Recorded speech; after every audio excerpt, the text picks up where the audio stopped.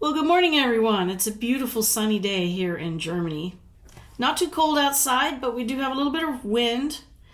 And I woke up to the great news that the Wisconsin Supreme Court race was not bought by Elon Musk. People in Wisconsin did the right thing by doing the left thing. So thank you for that, Wisconsin. But I do not want to talk about politics, aside from offering that one accolade. Today I would like to talk about Ireland and a trip that Bill and I took there in November 2016 in honor of our 14th wedding anniversary. It was my first time in Ireland and his second time. He went in the 80s with his mom. I was excited about it because, it may not have escaped your attention that I have quite a lot of Celtic ancestry. And so we were there. We did 2 nights in Dublin, and then we decided to drive to the West Coast, where we rented a cottage by the sea, and it was wonderful.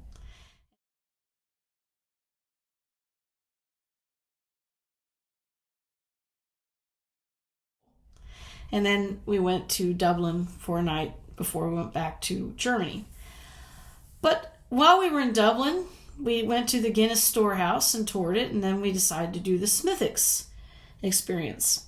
And now if you want to do that, you have to go to Kilkenny. And that is about 90 minutes to 2 hours on the train, if I recall correctly.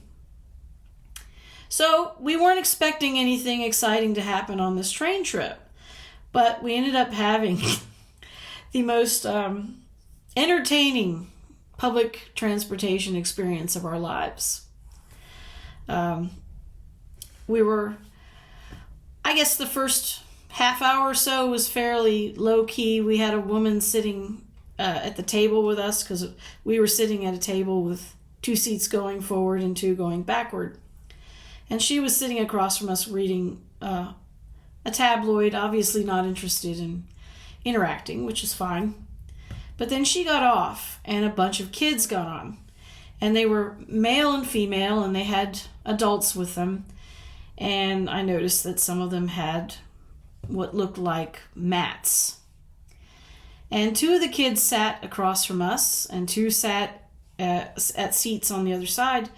There were so many of them that they couldn't all sit together. The train was rather crowded.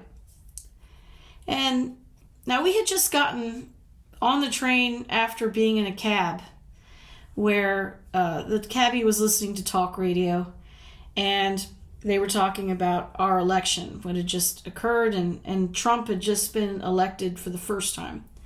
And the commentator referred to the United States as the United Hates of America, which at the time was a shock to me.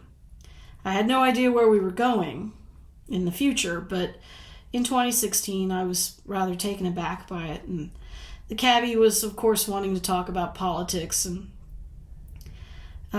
we had to explain to them about, clear up some misconceptions. But we didn't think we would be talking more about that later. We were on the train, and these kids were sitting with us, and there were 4 of them that really engaged with us a lot. The leader I called Seamus. I don't know if that was his name, but that's just the name that I gave him.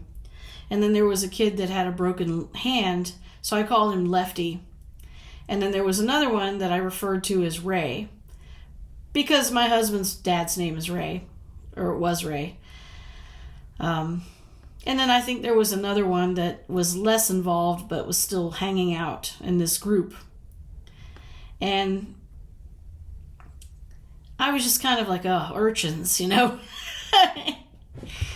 So they were sitting there, and the group leader was rather apologetic as she put these kids with us. And one of them said, the one that I called Seamus, he says, where are you from? And Bill said, America. And they were all very impressed. And he says, what the hell are you doing in Ireland? And Bill says, we're on vacation. And then Ray goes, you can't be on a vacation. Nobody vacations here. Ireland is awful. And of course, everybody in the vicinity started cracking up because it was really funny. And then one of them pulled out this bottle that had about a third of the way filled with juice and started flipping it.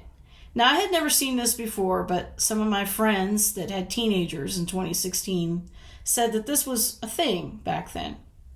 And I think another one of them had a fidget spinner. And they were just like flipping this bottle around, and I was just kind of watching it and hoping the top didn't come off. And then it landed upright on the table. And the three of the kids started going, drink, drink, drink, like they were at a frat party. And I just sort of went like this. And then Ray says, so do you like Ireland? And Bill says, oh, yes. And then Lefty goes, well, how many states have you been to? And Bill said, 48. I've not been to Alaska or North Dakota. 48 states! They were all shocked by this. And they were extremely impressed. And then another one from their group started talking about his travels to America. And then they asked, where are you from? Which state? And Bill says, Texas.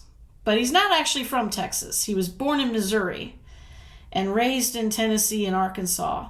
And the only reason that he was born in Missouri is because there was no hospital in Arkansas where he was living at that time. So after Tennessee, he lived in Arizona for a couple of years and then moved to Texas when he was in high school. And I guess it's just easier to say he's from Texas. But thankfully, he is not really that much like a Texan. I, on the other hand, was born and raised mostly in Virginia, with stints in England and Ohio, and I don't really remember Ohio. So anyway, they just kept going on about, asking questions. They were very, very inquisitive. And then one of them says, well, which country have you been to that's the furthest from the United States? And Bill said Iraq, which of course clued them in that Bill was a soldier. And one of them says, well, did you know anybody who died? And yes, Bill did know somebody who died, although he was not in a combat role. The guy that his boss relieved the week before he was to come home from Iraq was in a helicopter crash. I think that might have been the only one that he knew, but that was very sad. Fortunately, they didn't want to know more about it. But then they started talking about politics. And Seamus, who I thought of as the leader of the group, pipes up with, hey, do you think of Canada as your goody two-shoes neighbor to the north? And just as he said that, one of the moms came in and started shooting death rays at these kids with her eyes. She was going like this. Oh my God, it was so funny. And then she looked at us and said, I'm so sorry. And we said, really, it's not a problem, because it was very entertaining. And to truth be told, when I was that age, I was just as obnoxious. And I don't think I've really outgrown it. So these kids were kind of like kindred spirits to me. And then the mom basically grabbed Seamus and pulled him out, and I think yelled at him and then brought him back. And then Lefty says, oh no, here comes Dermot. Dermot was a young man who apparently brooked no nonsense. He was leading the expedition. They were on a camping trip, and he was heading down the aisle. And then Ray shouted, he wears a titanium vest, and if you don't get on with him, he'll send the IRA after you. And I went, oh my God. And Bill was just cracking up. And then Lefty goes, what does DC stand for? And I said, well, District of Columbia. And then another kid says, well, isn't Colombia a country in Africa? And we said, no, it's a country in South America. Isn't it a city in Ohio? And I said, no, you're thinking of Columbus. But good on you for being close, because a lot of people wouldn't be. And then Lefty says, well, we have to walk 3 miles to our campsite. And Bill, I guess feeling fatherly, he says, well, you'll be all right if your rucksack is 20% of your body weight. It's too far. They started whining, and then they started flipping the bottle again. And then they said, hey, why don't you have a go? And they tried to give Bill the bottle. And I just kind of looked at him like, oh my God, don't do that. So Bill gave him the bottle back. And then there was another stop. And a bunch of people got off. And the mom came back and made them leave. And they all kind of groaned, and they got up to leave. And then about a minute later, Seamus came back. And he'd forgotten his bottle. So he grabbed the bottle, said goodbye to us, and then gave us both a bro fist. Oh my God. We were talking about that for the rest of the day. It was hilarious. And it occurs to me now that it's been 8 years and those kids are now adult men. And hopefully they are still just as funny as they were back then.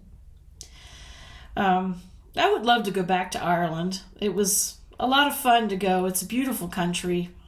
I hope we would still be welcome there. I did find that every time I've been to Ireland, and we've been there a couple of times since then, people are very eager to talk about politics. And the last time we went was for the Paul Simon concert. And Bonnie Raitt and James Taylor were there, and it was about a 6-hour show. And we were sitting around these Irish people, and they were very eager to talk about our politics. But this was in 2018. Things are different now. But I am happy that I have that memory. And one lovely thing about traveling, besides the fact that it kills prejudice, is that you can collect these stories for free. So I hope that we will continue to do that, but we'll see what happens. I'm going to wrap this up now because I've been trying to make this video for a while and I've got other things I need to get done.